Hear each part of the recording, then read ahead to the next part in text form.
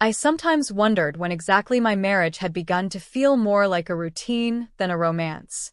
Mark and I had been married for 12 years, and though we shared a home, a bed, and a life together, somewhere along the way the spark had dimmed.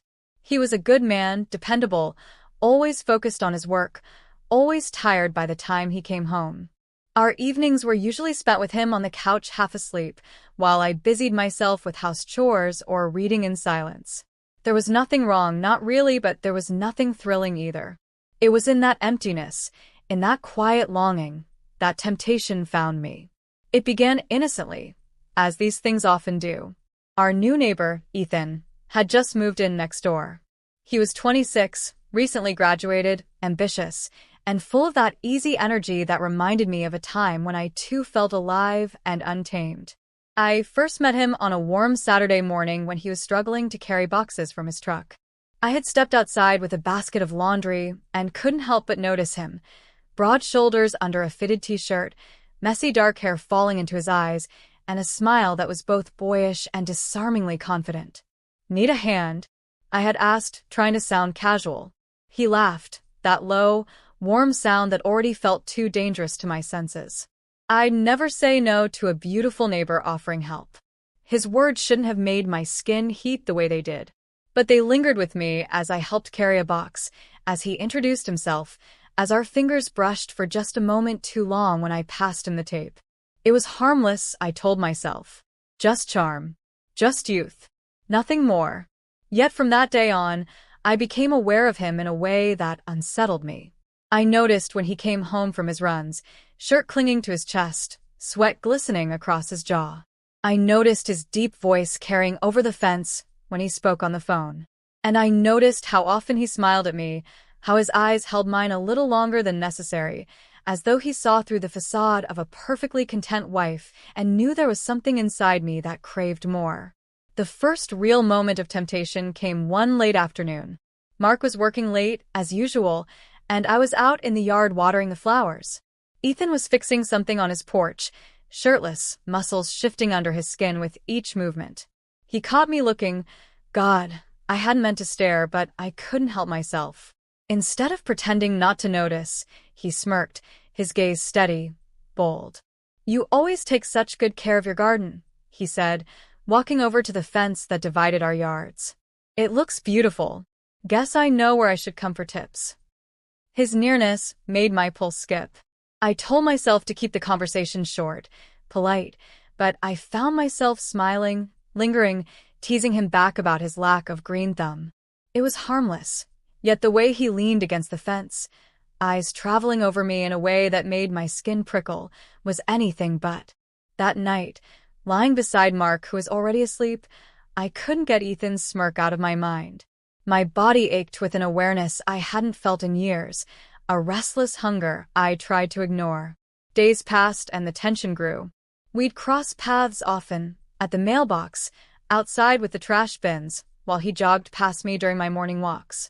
Each time, there was a subtle spark, his hand brushing mine when passing an envelope, his teasing comments that left me flushed, the way his gaze would drop for a fraction of a second before meeting mine again.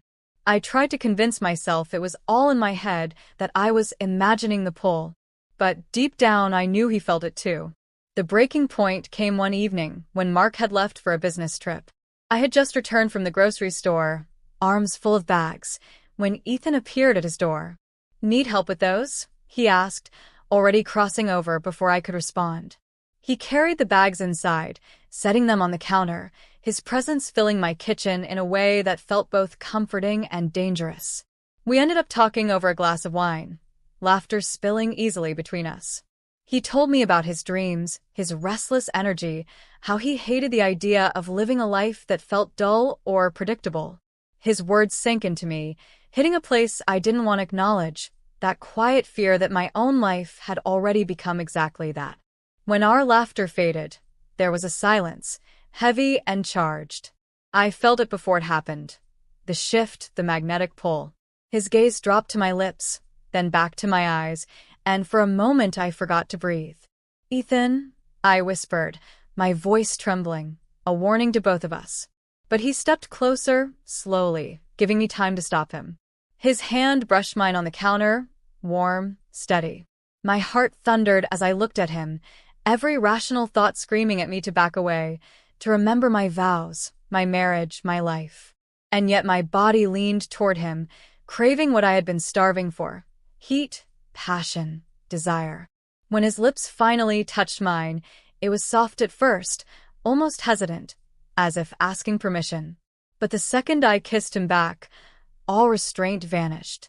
His mouth claimed mine with hunger, his hands sliding to my waist, pulling me against him. I melted into him, a fire igniting in my veins that I hadn't felt in years. I knew I should stop. I knew this was wrong. But in that moment, with his tongue tasting mine, with his hands exploring the curve of my body, all I could think was how alive I felt again. His kiss deepened until I could no longer think, only feel. My hands, almost without permission, slid up his chest, over firm muscle that made me shiver with want. Ethan groaned softly against my lips, as though my touch fueled his hunger. When his fingers splayed across my lower back and pulled me closer, my body betrayed me. I pressed against him, feeling the hard evidence of his desire, and a needy whimper escaped my throat. That sound seemed to break the fragile thread of restraint we'd been clinging to. He lifted me effortlessly, setting me on the counter as though I weighed nothing. My skirt bunched around my thighs, and his hands gripped me there, thumbs brushing the sensitive skin just above my stockings. "Tell me to stop," he murmured, his breath hot against my ear, though his lips kept grazing my neck, making it impossible to form words. I can't," I whispered, and before I could lose my nerve, I pulled him back into a desperate kiss. His tongue explored mine, deep and demanding, while his hands roamed greedily, as though memorizing every curve. I had been touched before, of course. I was a married woman, but never like this. With Mark, things had become predictable, almost mechanical. With Ethan, every brush of his hand, every graze of his lips sent wild jolts of electricity through me. I clutched at his shirt, tugging until it came off in a swift motion, revealing the taut, lean muscles beneath. My eyes devoured him shamelessly, and he smiled at the sight of me undone, breathless, already trembling with desire. "You're so damn beautiful," he said, voice husky, almost reverent. The words unraveled me further. My husband hadn't called me beautiful in years. Hearing it from Ethan, in that tone, while his eyes darkened with lust, it made me ache in places I had almost forgotten. His mouth trailed down my throat, along my collarbone, then lower still, lips teasing the tops of my breasts through the thin fabric of my blouse.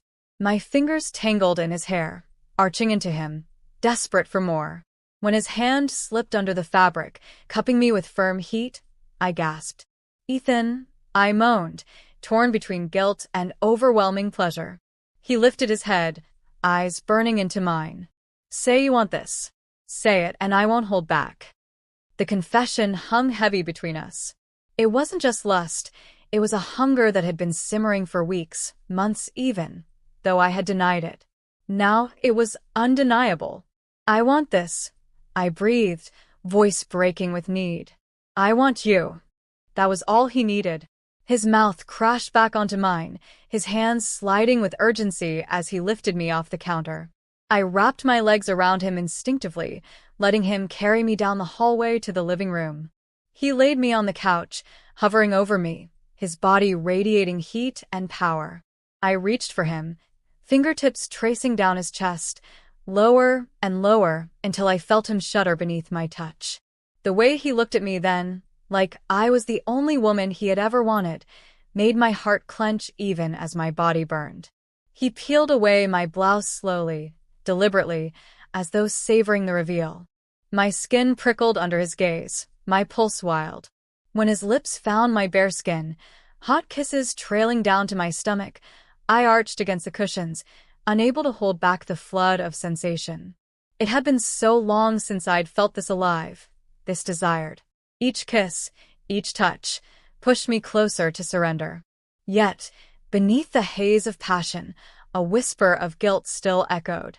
Mark's face flashed in my mind, the vows I had made. But then Ethan's mouth found that sensitive place at my hip, his tongue drawing circles that made my thighs quiver, and all thoughts of loyalty shattered like glass. I wanted to stop time, to live in this forbidden moment forever. His hands, his lips, his body making me feel young, reckless, and desperately alive. And when his eyes lifted to mine, blazing with desire as he slowly slid lower, I knew there was no turning back. Ethan's lips grazed the inside of my thigh, and my breath caught in my chest. Every nerve in my body seemed to spark at once, my skin alive under his touch. His hands pinned my hips gently but firmly, keeping me still as his mouth traveled higher, teasing, tormenting.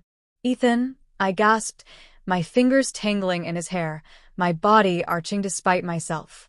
He looked up at me then, his eyes dark, filled with hunger and something deeper, something that both terrified and thrilled me. "I want to taste every part of you," he whispered, and then his mouth pressed exactly where I ached for him most. A cry tore from my lips, unrestrained, as pleasure surged through me like fire. His tongue moved with skill, with patience and hunger combined, and I lost myself in the waves of sensation. My head fell back against the couch, my chest rising and falling rapidly, my legs trembling around him. It had been years, since I'd been touched like this, since anyone had taken the time to worship me with such intensity. Every flick of his tongue, every suck, every moan he let slip against me pulled me closer to the edge. My hands clutched at the cushions, then his hair, then the edge of my blouse that was still half on, half off my body. "Oh my God. Ethan," I panted, my voice breaking, my thighs quivering. He only groaned in response, the sound vibrating through me, sending me spiraling higher until I shattered. My climax ripped through me in waves, uncontrollable, leaving me gasping, crying out his name, my body writhing under his mouth until I couldn't take any more. When he finally pulled back, his lips glistened, his smile wicked and proud. He leaned over me, kissing me deeply, letting me taste myself on his tongue. The intimacy of it made me moan into his mouth, my arms wrapping around his neck. "You don't know how long I've wanted this," he whispered against my lips, his voice ragged. "Neither do you," I admitted, surprising myself with the truth. Our lips met again, urgent and desperate, and soon I was tugging at his belt, my fingers clumsy in my need. He helped me, pulling it free, shedding his jeans and boxers in a heated rush. When he pressed against me, bare and hard, I felt a surge of anticipation that left me dizzy. For just one fleeting second, guilt flickered. Mark, my marriage, the years I had invested. But then Ethan pushed slowly inside me, filling me, stretching me, and my thoughts disintegrated into nothing but pure sensation. A sharp cry escaped me, half pleasure, half disbelief at just how good it felt. Ethan froze, his forehead pressed to mine, his body trembling with restraint. "Are you okay?" he asked, his voice strained, his chest heaving. "Yes," I whispered, nails digging into his shoulders. "God, yes. Don't stop." And he didn't. He began to move, slow at first, each thrust deliberate, making me feel every inch of him. My body welcomed him greedily, clinging to him, pulling him deeper. Soon the pace quickened, his control slipping as mine did, our hips meeting with desperate rhythm. The sound of our bodies together, the ragged gasps and moans, filled the room, drowning out everything else. I wrapped my legs around him, urging him closer, deeper, harder. He kissed me fiercely, as if he wanted to consume me, his tongue and his thrusts driving me higher and higher until I was clinging to him, nails raking his back, crying out against his lips. Every time he whispered my name, every time his breath shuddered against my ear, I felt myself falling further, not just into lust, but into something more dangerous, something that scared me with its intensity. The pressure built again, hot and unbearable, coiling low in my stomach until I couldn't hold back. My release hit me with violent force, tearing a scream from my lips as my whole body convulsed around him. Ethan groaned loudly, losing himself in my climax, his pace wild and frantic as he drove me through wave after wave of ecstasy. Moments later, With one last deep thrust, he buried himself inside me and broke apart, his moan raw, guttural, as he spilled into me. His whole body shuddered, his hands gripping me tight, as if afraid to let go. For a long moment, we stayed locked together, trembling, breathless, our bodies slick with sweat, hearts hammering in unison. When he finally collapsed against me, pressing soft kisses to my neck, I closed my eyes and held him, a swirl of guilt and bliss consuming me all at once. I knew what we'd done was forbidden. I knew the consequences could destroy everything. And yet, lying there with Ethan still inside me, his heartbeat pounding against mine, all I could think was how alive I felt. When our bodies finally stilled, I lay there beneath him, my chest heaving, my skin slick and flushed, my heart beating wildly against his.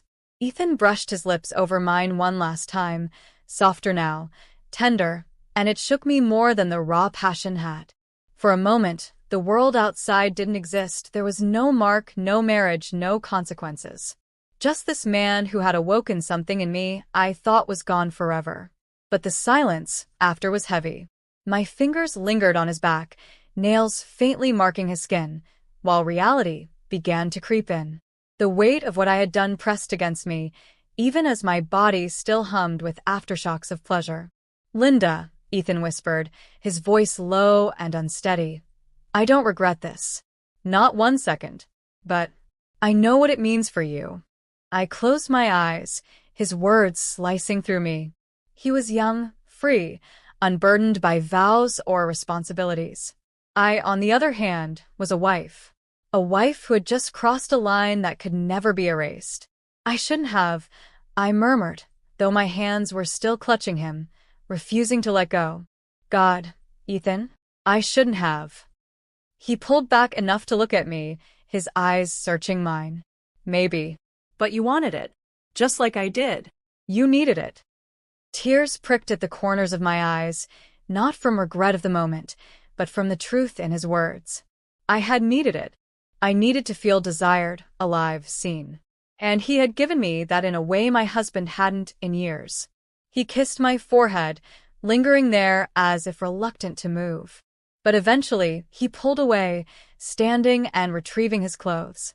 I sat up, pulling my blouse around me, feeling suddenly exposed. The house was silent, but my head roared with questions. What would happen now? Would this be just one reckless night? Or was it the start of something I couldn't walk away from?